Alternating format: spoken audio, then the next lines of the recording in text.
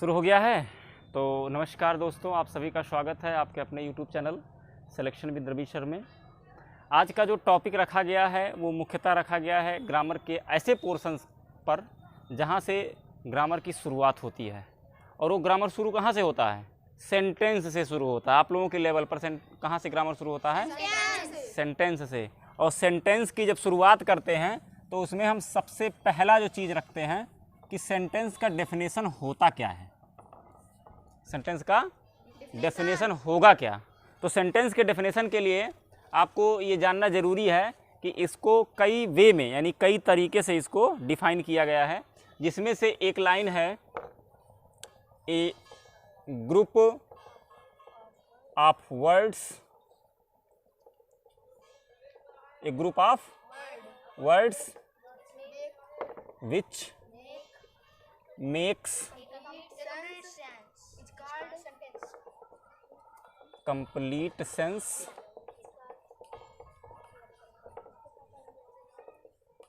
is called sentence।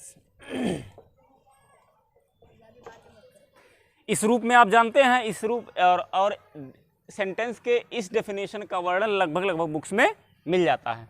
अब इसमें main बात ये उठती है कि जैसे आपने इसको लैंग्वेज में, इंग्लिश लैंग्वेज में जान लिया, ठीक है, लेकिन क्या आपको पता है कि सेंटेंस को हिंदी में क्या कहते हैं? वाक्य। क्या कहते हैं? वाक्य कहते हैं। इसके साथ साथ इसकी भी जब आप हिंदी बनाएंगे, कहीं आपको बाहर से किताब से रटी रटाया मतलब डेफिनेशन नहीं लर्न करना है, डेफिनेशन इसी में से ही बनेगा। जैसे लिखा गया a group of words which makes a complete sense is called sentence. अब उसको आपको हिंदी में बताना है तो कहेंगे शब्दों का एक समूह जिससे पूर्ण भाव बनता है, क्या कहलाता है? सेंटेंस यानी वाक्य कहलाता है। अब यह मुख्यतः 5 प्रकार का होता है। कितने प्रकार का? 5 प्रकार का। तो इसमें कहेंगे there are 5 types of sentence, 5 types of sentence. ठीक है, यानी ये हो गया कि मुख्यतः ये 5 प्रकार का होता है, जिसमें हम नंबर 1 लिखेंगे assertive sentence, assertive sentence. Number 2 क्या है? Interrogative sentence, interrogative sentence. इसके बाद अगर आप तीसरे नंबर की बात करेंगे तो इंपरेटिव सेंटेंस। ठीक है, इंपरेटिव सेंटेंस। नंबर 4 है एक्सक्लामेटरी सेंटेंस। क्या है? Exclamatory sentence. नंबर 5 है आपका ऑप्टेटिव सेंटेंस। क्या है? Optative sentence. आप सबकी हिंदी भी जान लेते हैं। ये आपका जो है साधारण वाक्य होता है, साधारण। इसको लोग विधिसूचक भी कहते हैं। क्या कहते हैं? विधिसूचक भी कहते हैं, विधिसूचक वाक्य हिंदी में। इंट्रोगेटिव को प्रश्नवाचक या प्रश्नसूचक दोनों कह सकते हैं। ठीक है। इंपरेटिव सेंटेंस का मतलब होता है आज्ञासूचक वाक्य। क्या होता है? आज्ञासूचक वाक्य। इसके साथ साथ एक्सक्लामेटरी को विस्मय सूचक वाक्य या विस्मयादि बोधक भी कहा जाता है ना। चाहे इसको विस्मय सूचक वाक्य कहिए, चाहे विस्मयादि बोधक वाक्य कहिए। ऑप्टेटिव सेंटेंस को इच्छा बोधक या इच्छा सूचक। ठीक है, ठीक है। तो इच्छा बोधक या इच्छा सूचक दोनों एक ही बात है। मतलब इसमें ये, इस सेंटेंस से हमें ये सूचना मिलती है कि जो भी लाइन लिखी गई है उसमें किस प्रकार का बोध हो रहा है। तो उसमें किस प्रकार का बोध होगा? इसमें ऐसा लगेगा कि यहाँ साधारण बात हो रही है। इसमें सकारात्मक भी होगा असर्टिव सेंटेंस में और नकारात्मक भी होगा।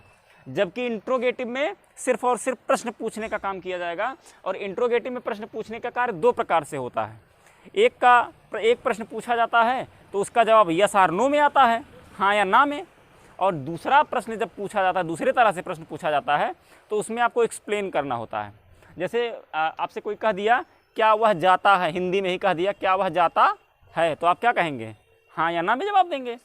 लेकिन अगर आपसे कह दिया जाए वह क्यों जाता है, तब आप उसका रीज़न बताने लगेंगे एक्सप्लेन करके। तो इसमें यही अंतर है इंट्रोगेटिव में, इसमें दो तरह से प्रश्न पूछेगा, एक हाँ या ना में जवाब आएगा और एक को एक्सप्लेन करना रहेगा। एक को हम यस और नो टाइप कहते हैं और एक को WS टाइप कहते हैं। इसके साथ साथ इंपरेटिव सेंटेंस में आज्ञा सूचक वाक्य है, इसमें आदेश दिया जाएगा, सलाह दिया जाएगा, सुझाव भी दिया जाएगा, है ना। ये सभी शब्द अगर इन किसी सेंटेंसेस में आते हैं या किसी सेंटेंस में इस तरह का भाव पैदा होता है कि आदेश दिया जाए, जैसे कह दिया गया शट द डोर, दरवाज़ा बंद करो, तो ये आपको आदेश दिया गया। ओपन द डोर, दरवाज़ा खोलो, तो इसमें क्या कहा जाता है कि दरवाज़ा खोलने की बात कही जा रही है, यानी आज्ञा की बात की जा रही है। और इसके साथ साथ जब एक्सक्लेमेटरी की बात करेंगे तो इसमें विस्मय, आपको लगेगा कि कुछ संदिग्ध चीज़ें आपको दिखेंगी। इच्छा बोधक में क्या होता है, इच्छा बोधक में आप अपनी इच्छा जताते हैं, जैसे कह दिया गया कि मेरी इच्छा है कि आप जो है 100 साल जिएं। लोग कहते हैं ना कि तुम जियो हज़ारों साल, क्या कोई 1000 साल जी सकता है? नहीं, but they can represent his wish, वो सब केवल अपने और अपनी इच्छाओं को ही व्यक्त करते हैं। और जब अपनी इच्छा को व्यक्त करते हैं तो उस लाइन से ये कन्फर्म हो जाता है कि ये लाइन इच्छा बोधक यानी ऑप्टेटिव सेंटेंस में आएगी या नहीं आएगी। अगर कुछ विस्मय वाली बात होती है तो वो विस्मय सूचक में आ जाता है। इम्परेटिव सेंटेंस में ऐसी चीज़ें जिसमें आज्ञा दी जा रही हो, सलाह दिया जा रहा हो, सुझाव दिया जा रहा हो, उसमें इस तरह का आ जाता है। प्रश्न पूछने का कार्य अगर हो रहा है तो सेंटेंस आपका जो है प्रश्न सूचक वाक्य हो जाएगा, यानी इंट्रोगेटिव सेंटेंस हो जाएगा। इसमें दो तरह से प्रश्न पूछा जाएगा, एक यस और नो टाइप में पूछा जाएगा और एक WS टाइप में पूछा जाएगा। असर्टिव सेंटेंस, अब इसके इन पूरे सेंटेंसेस में सिर्फ असर्टिव सेंटेंस का दो भाग होता है। एक को कहते हैं अफर्मेटिव सेंटेंस, जिसको हम लोग सकारात्मक वाक्य कहते हैं, और एक को क्या बोलते हैं, निगेटिव सेंटेंस, जिसको हम नकारात्मक वाक्य बोलते हैं। अब सकारात्मक में सारी चीज़ें ऐसी होंगी जिनमें ये सभी तो नहीं आएंगे, लेकिन सिंपल लाइनें होंगी जिनमें नहीं शब्द नहीं होगा। और अफर्मेटिव और निगेटिव में अंतर क्या है, निगेटिव में नहीं शब्द आएगा और अफर्मेटिव में नहीं शब्द नहीं आएगा, मतलब मना करने वाली कोई भी बात नहीं होगी। अफर्मेटिव में जितनी भी बातें होंगी वो स्वीकारात्मक होंगी, यानी स्वीकार की जाएंगी। लेकिन निगेटिव सेंटेंस में ऐसे सेंटेंसेस आएंगे जिसमें नॉट शब्द होगा, यानी नहीं शब्द होगा, और उसमें ये कहा जाएगा कि लग रहा है इस वाक्य से कि इस तथ्य को स्वीकार नहीं किया गया, यानी मना कर दिया गया डायरेक्ट, है ना। तो इस प्रकार से सेंटेंस की शुरुआत होती है। इन सब के बारे में आप लोगों को कितना बताया गया है, ये डेफिनेशन सिर्फ असर्टिव का बताया गया होगा, अफर्मेटिव का भी बताया गया है, निगेटिव का नहीं बताया गया है। इसके बारे में अगले वीडियो में चर्चा होगी। और आप लोगों को मैं बता दूं कि इस तरह के रोचक वीडियोस के लिए, बंद कर दिए, इस तरह के रोचक वीडियोस के लिए वीडियो के साथ जुड़े रहें।